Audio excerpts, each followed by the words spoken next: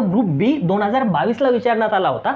आता या प्रश्नामध्ये यांनी काय सांगितलं माहिती आहे का, की the tense used in the sentence above is, म्हणजे वरील वाक्यामध्ये कुठला टेन्स यूज करण्यात आलेला आहे, कुठला कार्ड यूज करण्यात आलेला आहे। आता मित्रांनो काय करा, सहाय्यकारी क्रियापद आणि मुख्य क्रियापद कुठला आहे हे ओळखणे, ठीक आहे। आता बघा वाक्याचा सब्जेक्ट काय, इट आहे, हे आहे थर्ड पर्सन सिंग्युलर, म्हणजे काय येणार तुमचं क्रियापद हेल्पिंग ऑफ सिंग्युलर। आता बघा हे हॅज आहे, साधी सरळ कन्सेप्ट आहे, वाक्यामध्ये जर का हॅज असेल किंवा हॅव असेल तर हे नेहमी कुठल्या टेन्समध्ये यूज होत असते माहिती आहे का, हे यूज होत असते प्रेझेंट परफेक्ट टेन्समध्ये यूज होते।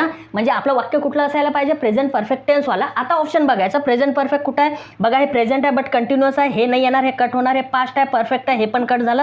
बघा हे प्रेझेंट आहे, परफेक्ट आहे, हे पण प्रेझेंट आहे, हे परफेक्ट आहे, म्हणजे या दोनपैकी काहीतरी एक आन्सर असायला पाहिजे। आता पुढे काय नियम सांगतो की हॅज हॅव नंतर नेहमी क्रियापदाचं थर्ड फॉर्म असायला पाहिजे।